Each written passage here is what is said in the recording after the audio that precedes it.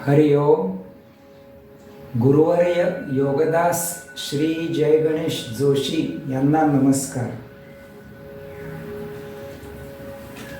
आपला आजचा विषय आहे ऊपरवाला देता है तो छप्पर फाड़के देता है. हे खरंच आहे का आपलं उगाच म्हणायची एक पद्धत आहे म्हणून? तर तसं नाहीये. आज माझी अनुभूती मी आपणास कथन करणार आहे. या विश्वातील सर्वात मोठा दातारा हा तोच आहे आणि त्याच्यामुळे त्याला आपल्याला द्यायला काही अवघड नाहीये. एक छप्पर काय, मी तर म्हणेन 10 छप्पर फाडके सुद्धा वो देने वाला है. फक्त आपली पात्रता ती पाहिजे, आपली तयारी पाहिजे ते घेण्याची. तो तर भरभरून देणार आहे. आपली फक्त सिद्धता व्हायला पाहिजे आणि आपली तळमळ तेवढी पाहिजे, आपला दृढनिश्चय तेवढा पाहिजे, आपली कष्ट करायची थोडी तयारी पाहिजे. आणि मग तो एवढा देतो की आपण अगदी शेवटपर्यंत नको नको म्हणू तोपर्यंत तो देतच राहील. आता आज या व्हिडिओत मी माझी थोडीशी अनुभूती कथन करणार आहे. आता हे सांगण्याचा उद्देश म्हणजे थोडीशी माझी कॉलर ताठ करायची आहे किंवा माझा मोठेपणा दाखवायचा असं अजिबात नाहीये, कुठलाही गैरसमज नसावा.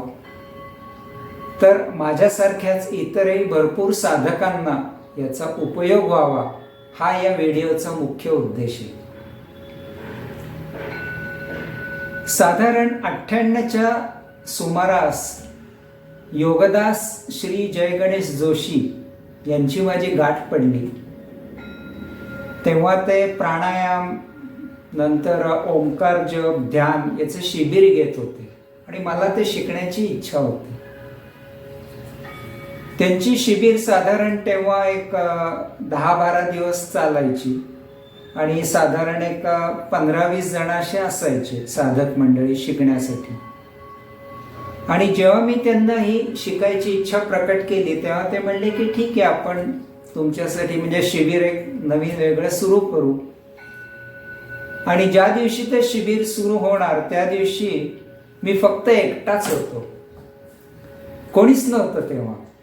काय म्हणजे योगेश्वरांनी जादूची कांडी फिरवली का काय माहित नाही, त्या शिबिराला मी एकटाच होतो.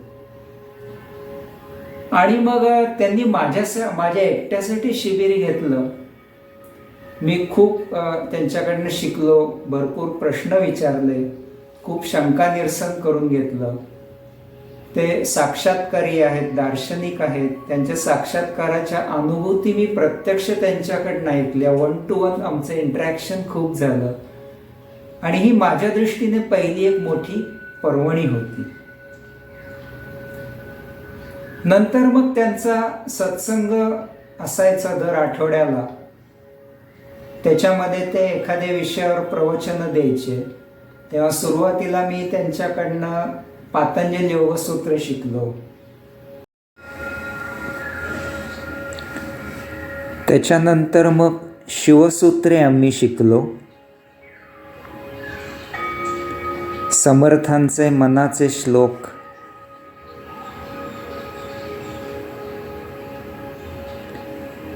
आणि मग कठोपनिषद. त्याचबरोबर त्यांनी त्यांचं एक योग साधना हे पण पुस्तक प्रकाशित झाले होते.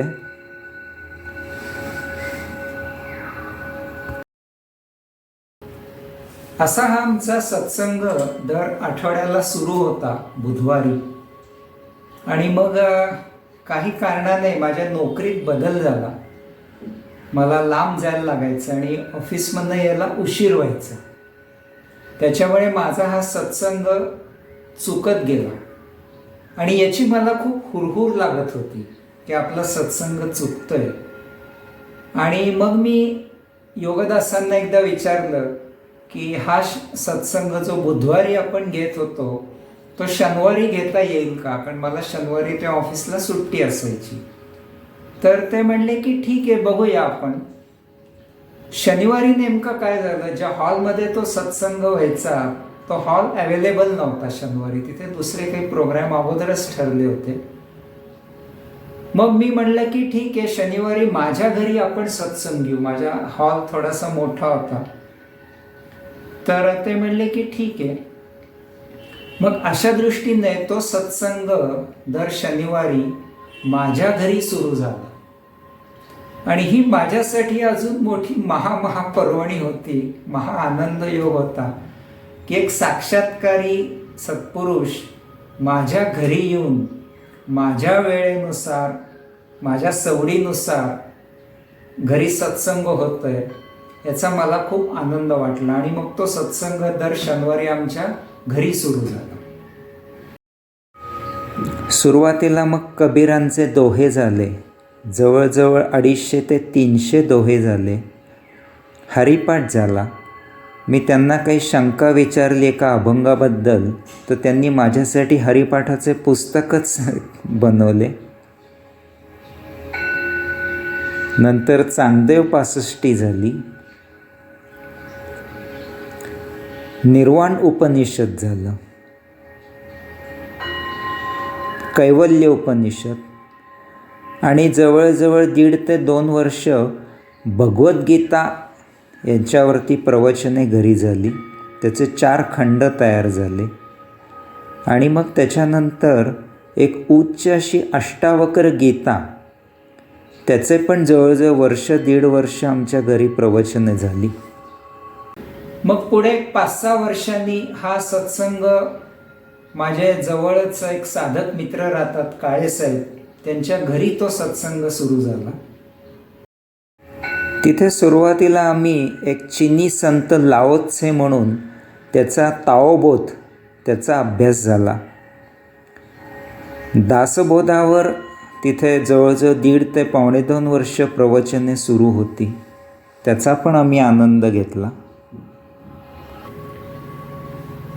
मधल्या काळात योगदासांनी आमच्यासाठी एक प्राणायाम, ओंकार, ध्यान याचं एक हायर कोर्सचं एक शिबिर पण घेतलं होतं. काही आम्ही निवडक तेव्हा साधक होतो. तर ती पण मला एक मोठी पर्वणी होती. आणि त्याचबरोबर हा सत्संग अजून आमचे साधक एक शिर्के साहेब, त्यांच्या घरी पण सुरू झाला. साधक कोटीभास्कर कुटुंबीय, त्यांच्या घरी पण सुरू झाला. तिथे मग आम्ही आत्मपूजा उपनिषद शिकलो. माऊलींचा अमृतानुभव, तो पण जवळजवळ 1.5 वर्ष सुरू होता तिथे.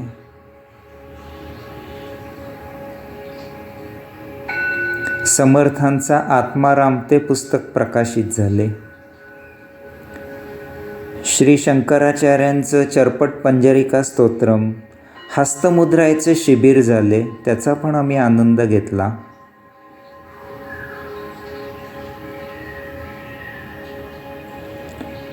शांडिल्य भक्तिसूत्रे आणि देवर्षी नारद भक्तिसूत्रे, माऊलींचे पसायदान, मीरा भजनानंद, मीरेची काही निवडक भजनं, याच्यावरही प्रवचनं झाली. नंतर करोना आला आणि त्याच्यावर एक करोना न कोरती असा एक अक्रियायोग, त्याच्यावर एक पुस्तक प्रकाशित झालं. दैनंदिन प्रवचने म्हणजे 365 दिवस त्याच्यावर रोजची प्रवचने, याचे 3 खंड तयार झाले. नंतर बोधकथा, कथेच्या माध्यमातून एक अशा काही आम्हाला त्याची 5 खंड मिळाले. ताटीचे अभंग माऊलींचे. योगदास उवाच, त्यांच्या विविध इतर प्रवचनांवरती त्यांनी 3 पुस्तकं आम्हाला दिली. एक राजस्थानचे मोठे संत दादू दयाल, त्यांच्या साक्या, त्याचंही एक पुस्तक आम्हाला मिळालं. भगवान श्री शंकराचार्य यांचं श्रीकृष्णाष्टकम, आणि दव्यपराध क्षमा स्तोत्र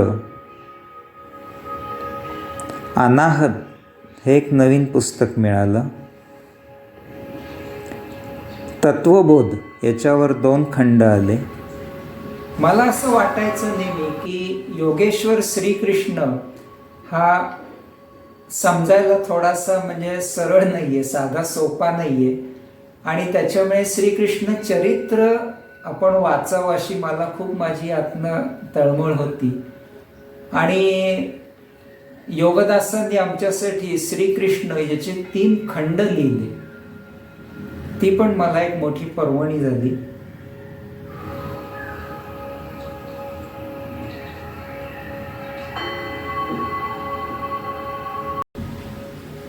असा एकूण जवळजवळ 28 वर्ष